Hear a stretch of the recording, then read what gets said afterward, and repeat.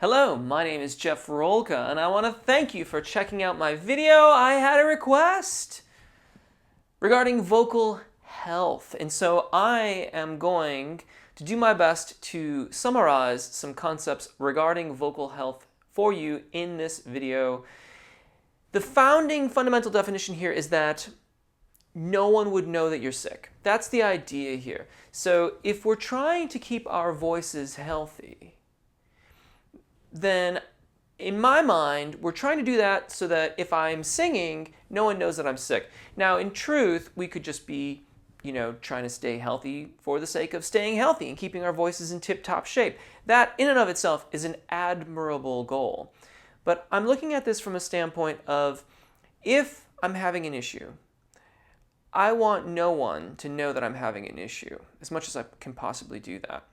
So I'm going to dive right in with a bunch of different bullet points for you, and I'm going to give it in a fairly short format. Thank you if you've chosen to subscribe. If you haven't yet, I hope you'll do so now, and do click the bell so that you get notified of my new videos. There are lots of other ways to support my channel. They include Patreon, and you can also do like donations, and you can go to my website, jeffrolka.com, where there's a newsletter where I also release exclusive video content through there, and there's also my AAA method, which is totally free, and that's a step-by-step method to work on your voice. But let's dive in, shall we? First and foremost, if you take away nothing else from the rest of this video, establish a daily practice. A daily practice of both technique and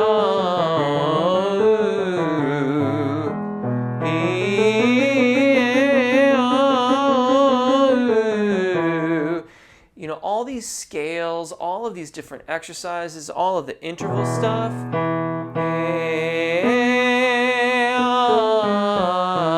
all those exercises, those vocalizations, they are on my channel to help you learn about your voice, to optimize its usage, but also to diagnose how your voice is operating. So if you were to sing that, but that A vowel is not aligned at all, then something is not right. Maybe you just need to practice the vowel. Or maybe you have the beginnings, I'm speaking kind of for myself here. When I get the beginnings of a cold, those ah vowels and o vowels, they start to show it a little bit sooner than some of the narrower vowels do, like e and u. So I know that if I start to hear that, I need to quickly assess what's going on and then take the necessary steps to either make sure I'm getting additional rest, things like that.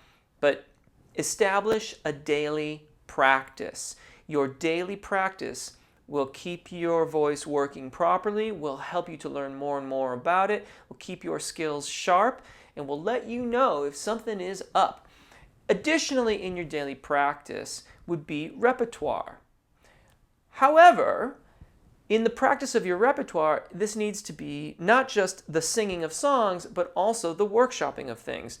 So if you have a song that happens to have a melody, maybe the melody is, I don't want you to go. But instead of getting that, you get, I don't want you to go, where you're all of a sudden getting this abduction, separation of the vocal fold.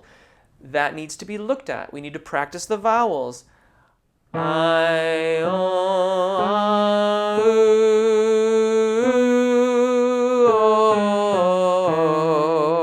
Take the consonants out. Practice your vowels. Put it all back together.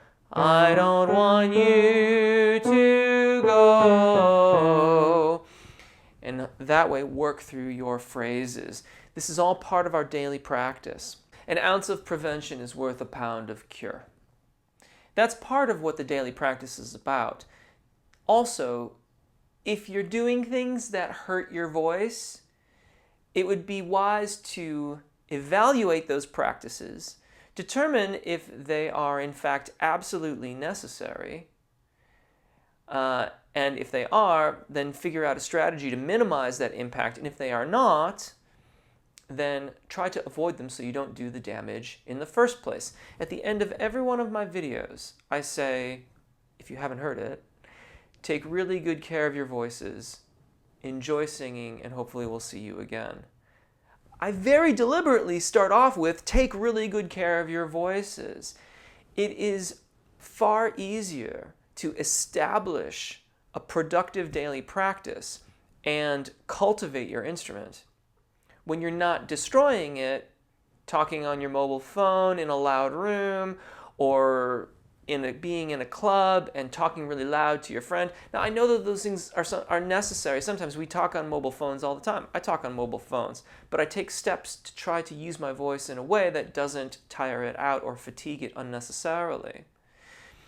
If you're in clubs, try not to talk so much. Or if you have to, you're just having a good time and you're wanting to convey to people, I don't want to advocate getting too close to your friend's ear because that could hurt their ear. But, take steps to treat your voice with care and cultivate that care and cultivate that beautiful thing that you're making. Take good care of your voices.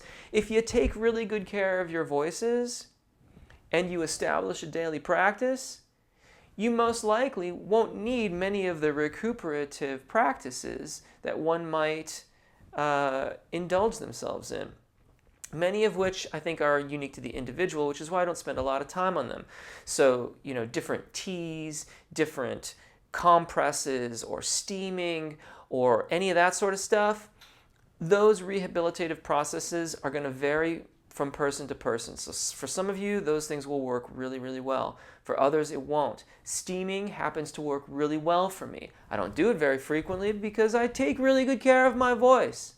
It's what I do. But steaming can be very, very helpful. Other people will have different opinions about this tea or that tea. I focus mostly on prevention. So some of you have heard me talk about spicy foods.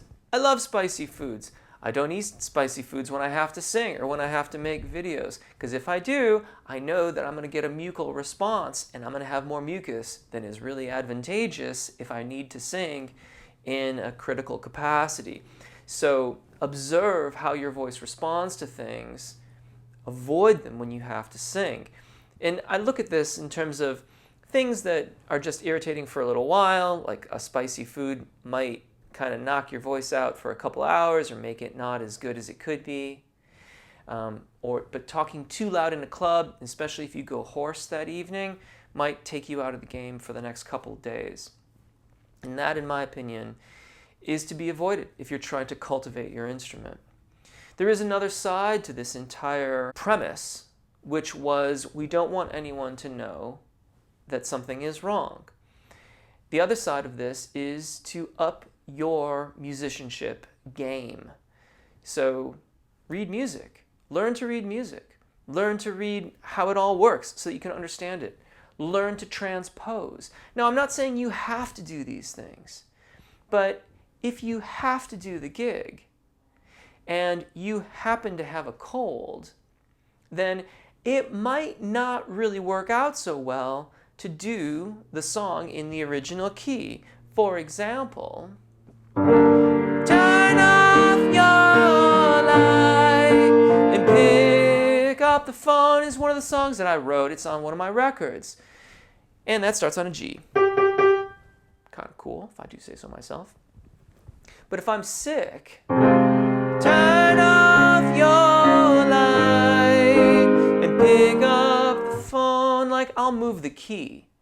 I'm not going to be proud about it, because if I have to do the gig and I have to sing that song, then it's better to give a good performance than to croak it out in the original key and not sound as good as I could sound.